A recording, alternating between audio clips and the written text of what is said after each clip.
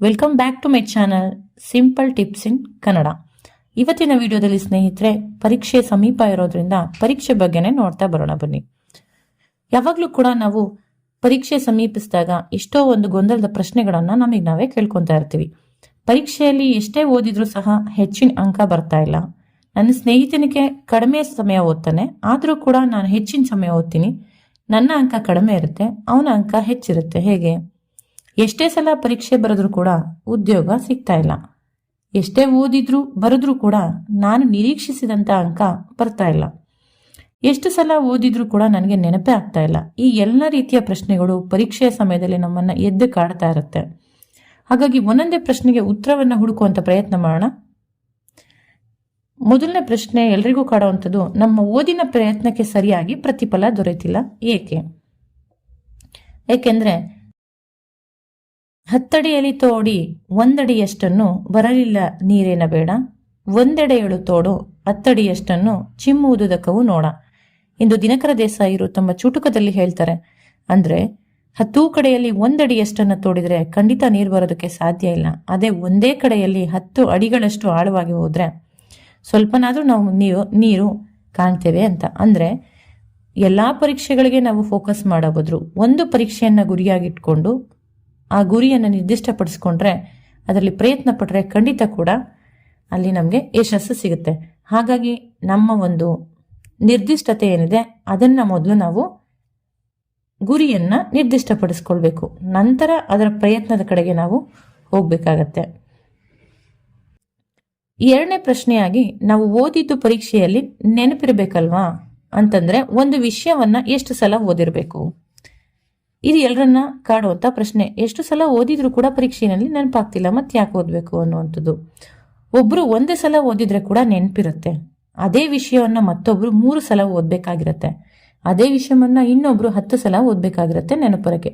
ಅದು ನಮ್ಮ ವೈಯಕ್ತಿಕ ಬುದ್ಧಿವಂತಿಕೆಯ ಅಥವಾ ಬುದ್ಧಿಶಕ್ತಿಯ ಸಾಮರ್ಥ್ಯವನ್ನ ಅನುಗುಣವಾಗಿರುತ್ತೆ ಸ್ನೇಹಿತರೆ. ಹಾಗಾಗಿ ನಮ್ಮ ಸಾಮರ್ಥ್ಯ ಏನಿದೆ, ಎಷ್ಟಿದೆ ಅಂತ ತಿಳ್ಕೊಂಡು ನಮ್ಮ ಸಾಮರ್ಥ್ಯಕ್ಕೆ ತಕ್ಕನಂತೆ ಅಷ್ಟು ಸಲ ನಾವು ಓದಲೇಬೇಕಾಗಿರುತ್ತೆ ನೆನಪು ಬರೋದಕ್ಕೆ. ಸಾಮಾನ್ಯವಾಗಿ ಹೇಳೋದಾದ್ರೆ 3 ರಿಂದ 5 ಸಲನಾದ್ರೂ ಕೂಡ ಒಂದು ವಿಷಯನ ನಾವು ಓದಿರ್ಬೇಕಾಗತ್ತೆ. ಮೂರನೇ ಪ್ರಶ್ನೆಯಾಗಿ, ಕೆಲವು ವಿಷಯಗಳು ಕಷ್ಟ ಅನ್ಸುತ್ತೆ ಓದೋದಕ್ಕೆ, ಕೆಲವು ವಿಷಯಗಳು ತುಂಬಾ ಸುಲಭ ಅನ್ಸುತ್ತೆ. ಯಾಕೆ ಈ ರೀತಿ? ಯಾಕೆ ಅಂದ್ರೆ ಈ ರೀತಿ ಯಾಕಾಗತ್ತೆ ಅಂತಂದ್ರೆ, ಕೆಲವು ವಿಷಯಗಳಲ್ಲಿ ನಮಗೆ ಬೇಸಿಕ್ ನಾಲೆಡ್ಜ್ ತುಂಬಾನೇ ಚೆನ್ನಾಗಿರುತ್ತೆ. ನಾವೇನು ಪ್ರಾಥಮಿಕ ಶಾಲೆಯಲ್ಲಿ ಓದಿರ್ತೀವಿ, ಪ್ರೈಮರಿ ಶಾಲೆಯಲ್ಲಿ ಓದಿರ್ತೀವಿ, ನಮ್ಮ ಶಿಕ್ಷಕರು ತುಂಬಾ ಒಳ್ಳೆ ಬೇಸಿಕ್ ಅನ್ನ ನಮಗೆ ಕಲಿಸ್ಕೊಟ್ಟಿರ್ತಾರೆ. ಹಾಗಾಗಿ ಕೆಲವು ಶಿಕ್ಷಕರು ಇಷ್ಟ ಕೂಡ ಆಗಿರ್ತಾರೆ, ಹಾಗಾಗಿ ವಿಷಯ ಕೂಡ ಇಷ್ಟ ಆಗಿರುತ್ತೆ. ಈ ಎಲ್ಲದರ ಆಧಾರದ ಮೇಲೆ ಕೆಲವು ವಿಷಯಗಳು ನಮಗೆ ಕಷ್ಟ ಅನ್ಸುತ್ತೆ, ಕೆಲವು ವಿಷಯಗಳು ನಮಗೆ ಸುಲಭ ಅನ್ಸುತ್ತೆ.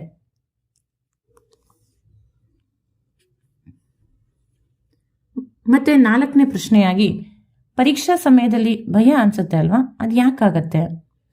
ಯಾಕೆಂದ್ರೆ ಯಾವುದೇ ವಿಷಯದಲ್ಲೂ ಕೂಡ ಪೂರ್ವ ತಯಾರಿ ಇಲ್ಲ ಅಂದ್ರೆ ಅದು ಕೆಲವರಿಗೆ ಭಯವನ್ನ ಹುಟ್ಟಿಸುತ್ತೆ, ಭಯದ ವಾತಾವರಣವನ್ನ ಉಂಟು ಮಾಡುತ್ತೆ. ಅದು ಪರೀಕ್ಷೆನೇ ಆಗಬೇಕು ಅಂತ ಏನೂ ಇಲ್ಲ. ಇಂಟರ್ವ್ಯೂ ಕೂಡ ಆಗಿರಬಹುದು, ಅಥವಾ ಯಾವುದೋ ಒಂದು ಡೆಮೋ ಕೊಡುವಂಥದ್ದಾಗಿರ್ಬೋದು, ಯಾವುದಾದ್ರೂ ಆಗಿರ್ಬೋದು.